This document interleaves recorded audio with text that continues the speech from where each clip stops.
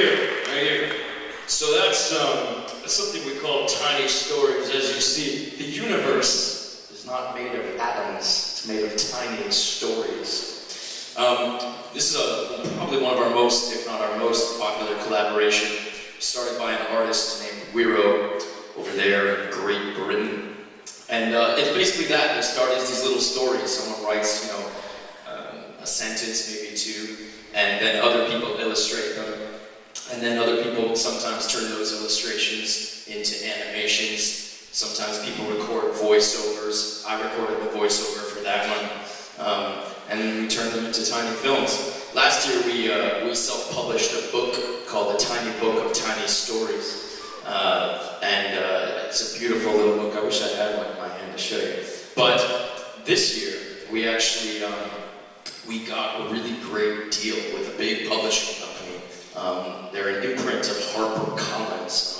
You ever heard of HarperCollins? Y'all read books here in college?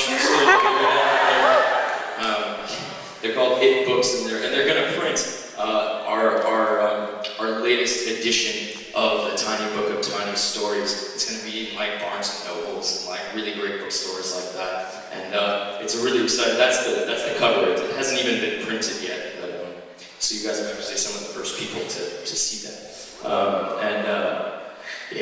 I really love it. So the thing is that when we do these tiny stories, we're going to make an e-book for this Tiny Book of Tiny Stories. So we need lots of tiny films out of the tiny stories. And in order to make a tiny film out of a tiny story, you need to record some voiceover, like we did for that Dandelion short film. So I was thinking, why not, while I'm here with a microphone in a church, I might as well record some voiceover for a tiny story. This is one from our new book, and it goes like this. You guys recording? I want to get this. Oh yeah, thanks. Ladies and gentlemen, can I have a round of applause for my producer, Jared, please? As Jared reminded me, there's actually another video I want to show you of a tiny story. This is a good example of how we use voiceover that we recorded at live shows like this and turn them into short films. Watch this one.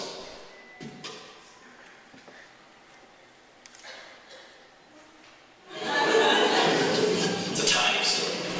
Yeah, this is a real guy. Mr.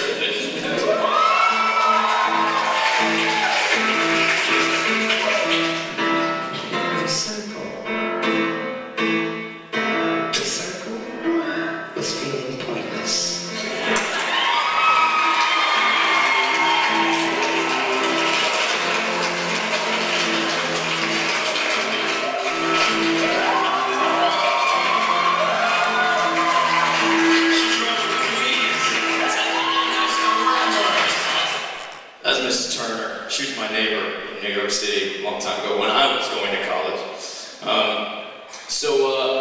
The circle was feeling pointless. That's one of my favorite tiny stories. Get it? Because there's no point. So I'm going to read one now, and it goes like this. Are we recording? Okay. The doctor's wife ate 2 apples a day just to be safe. But her husband kept coming home. It took you a second there, but then you got it. So you get it? Because they say an apple a day keeps the doctor away, but she doesn't like her husband very much. Look at her with that knife. The artist who drew that illustration is a young lady named Melon Berry. I actually don't know where in the world she lives, but she's fantastic. She does a lot of great illustrations.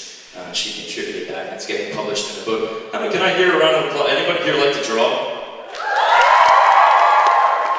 Well, you might want to consider being in our next Tiny Book of Tiny Stories. So, I was thinking now, maybe we should do one where one of you guys perform a tiny story.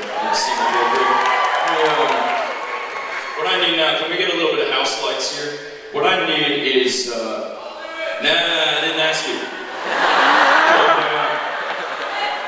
What I need is, I don't want you to raise raise your hand if you want to do it. What I want you to do is point to your friend next to you if they're... Yeah, no, come on. Not just because they're your friend. I want honest recommendation. I want somebody who's like, this is actual, really good actor. Really good.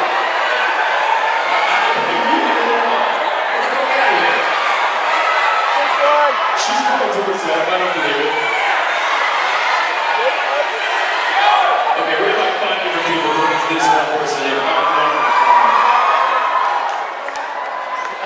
Come on. Hustle.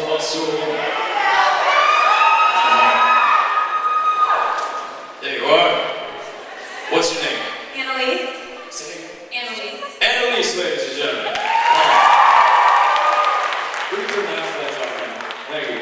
So, read this to yourself privately. Just take a moment and learn it for a second. My actor needs to prepare.